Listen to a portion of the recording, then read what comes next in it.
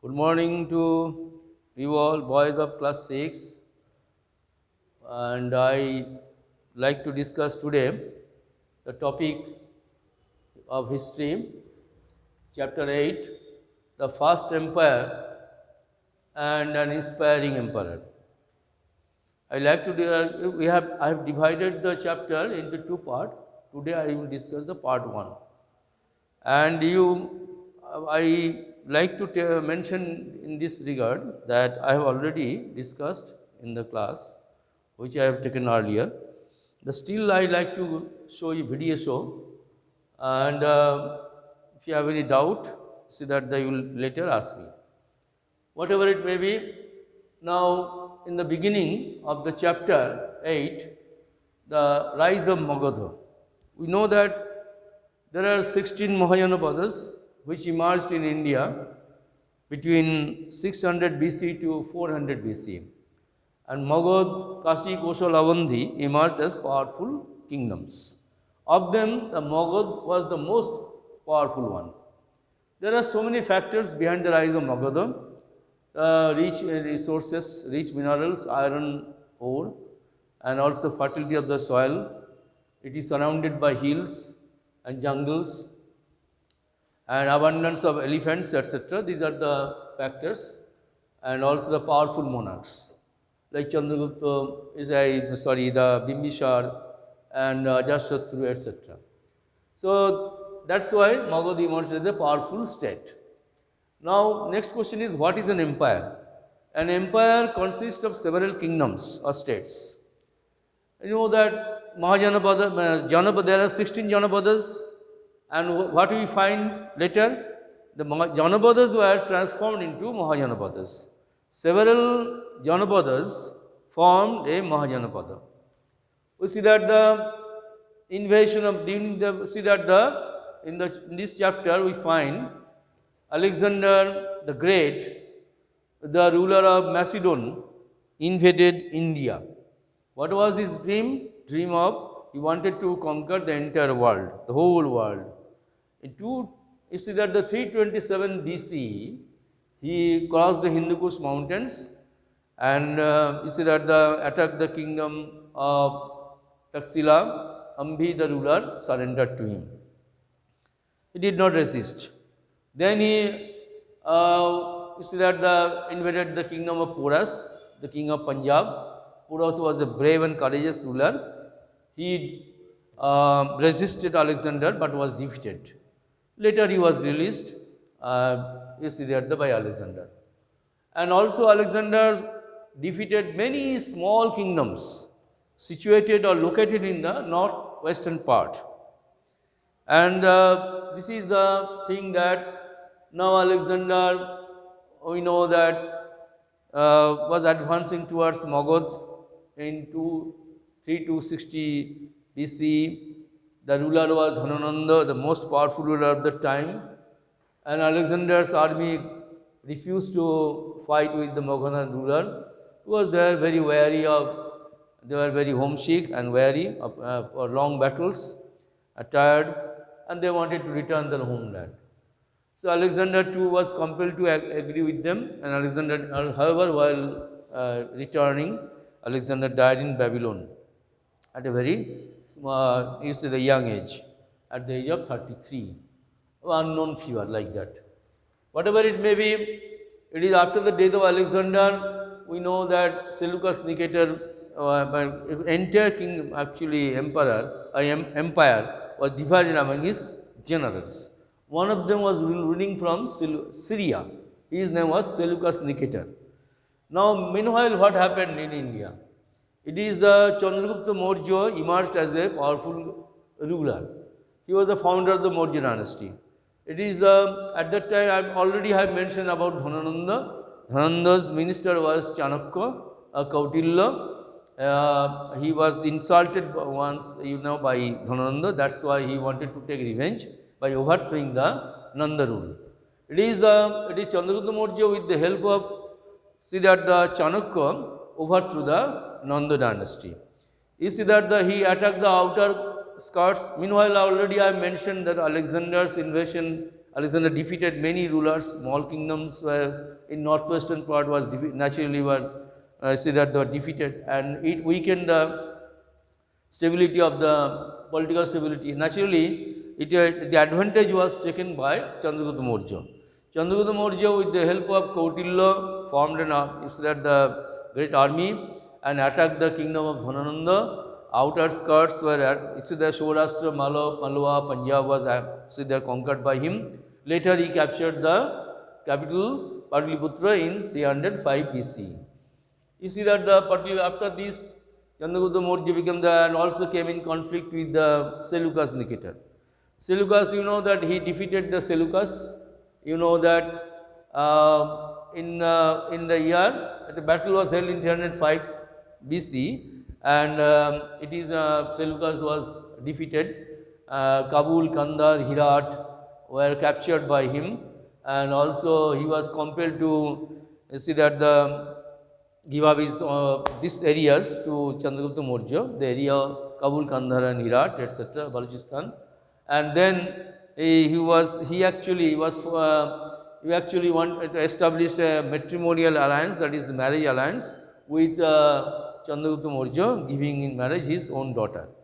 And moreover, he sent an ambassador, envoy to his court. His name was Megasthenes. Megasthenes lived for many years in his court and wrote a book called Indica. In this book, we have got to get the information about the Mauryan administration, Mauryan society, political system, etc. So, it is so Megasthenes Indica was a great source of information about Chandragupta Maurya. Now we see that it is after his death, Bindusara, Chandragupta Maurya, you know that later he became a Jain monk and died of starvation, it is said. He was one of the greatest Mauryan ruler, Chandragupta Maurya. And Bindusara ruled after him, Bindusara ruled from 297 BC to 272 BC.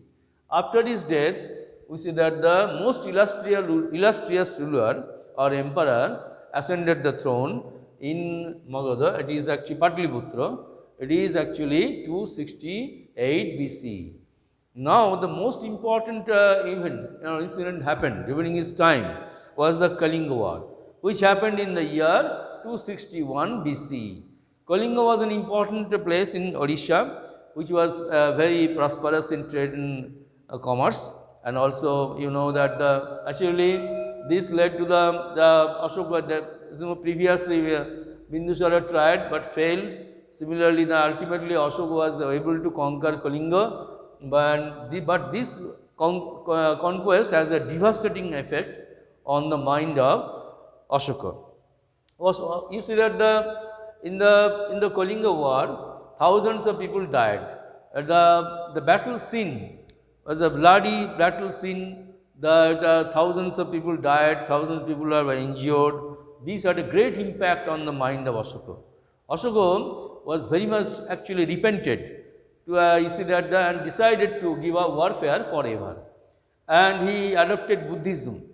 You know that the incident of 13, it is mentioned, the Kalinga war in 13 rock edicts. It has been given in the book. I am reading out. Please listen. By order of beloved, it is Ashoka was called Priyadarshi, beloved God of gods. And when you are in charge of many thousands, living beings, you should gain the affection of men. All men are my children, and just as I desire for my children that they should obtain welfare, happiness both in the world and next. It is given. Please see the book, page 67. The inscription had been engraved that it is actually the city magistrate should at all times men and never imprisoned. You see that are tortured without good reason. There are so many things about giving, and thousands of men, you know that how the Ashoka wanted to treat his own children, all subjects I should say, as his own children. He wanted to treat his own subjects as his own children, and it is that the horror of the war has been defined in these 13 rock edicts. Whatever it now, Ashoka, now it is actually engraved. It is called Ashokan ideas, Ashoka's Dhamma, which are engraved and you know pillars on the pillars, rock edict, rocks and caves, rocks and you see pillars. It is called edicts. Edicts means royal order. It was the Brahmi script was used, Brahmi script, but it was the language was Prakrit. Language was Prakrit. We know that it is called Ashoka's Dhamma. He appointed Dhamma Mahamatras. I shall tell you about him later. Now similarly, in Dhauli the edicts is very important. Dhauli is a place in India. And now what Ashoka said about his Dhamma, Ashoka's Dhamma, it is the people must live in peace and harmony, treat everyone with respect, irrespective of caste, creed and religion, and also honor parents and elders, praise other religions, treat all the creatures with compassion, and also speak the truth and follow principle of non-violence or ahimsa. Be kind to all servants, slaves and people. Be kind to all servants and slaves and people. These are the Ashokan religion, Ashokan Dhamma. It has been given in a book in other ways. However, the contents or matter is same almost. Now, similarly, not only the Ashoka engraved his Dhamma on the rocks, caves and pillars, but also he adopted welfare measures. What are the welfare measures? He dug wells, he planted sheds, shady trees. He also established the hospitals both for men and animal, etc. So these are the welfare measures adopted by Ashoka for the people, not only for the people but also for the animal also. Now, Mauryan administration. We know that already I have mentioned the Dhamma Mahamatras. What were the role of the Dhamma Mahamatras? Their main role was the preaching the ideal of Ashoka. Dhamma Mahamatras, the officials, a group of officials who used to preach the ideals of Ashoka. Already I have mentioned earlier. Now, what was the Maurya administration? You see that the Maurya administration, very important part of this chapter. We have got sources, namely, we see that the sources, Kautilya's Arthashastra, the Ashokan rock edicts, caves and pillar edicts, and also Indica, etc. These are the sources. We know that there are so many, you see that the empire, you know that the empire, the next unit of administration was provinces, the next unit of administration district and village. So, empire, province, district and village. What are the various officials are there who were appointed by Ashoka?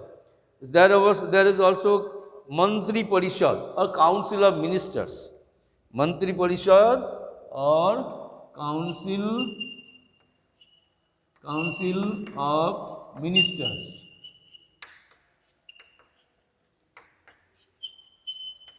Council of Ministers. It is actually, there are so many ministers in the Ashoka's court, Adhyakshas, that is the superintendents, and then Yuktas, subordinate officers, Pradeshikas, subordinate officers, and it is Pradeshikas, Yuktas, Adhyakshas, and Pradeshikas are provincial officers, and also the Rajukas, district officers. Rajukas, R-A-J-J-U-K-S, district officers. So these are the officials who were appointed by the ruler to look after the administration. They were given respective duties. Moreover, the village administration. It was the village, you know that village administration was Gopo, was the ruler who actually was the most important official. Then village was ruled by the Gramika. And so this is the most important thing, and we see that the district administration was ruled by Sthanikas. District by Sthanikas. Village was Gramika, and they were autonomous. You know that it is ruled by themselves. They control the administration. So, the next day we shall discuss the city of Patliputra. Now, next day we shall now you see that I have discussed today you see that about Chandragupta Maurya, about Ashokan the Great, and also the Maurya administration, and also other see that the relevant points. And now next day I shall discuss about the city of Patliputra.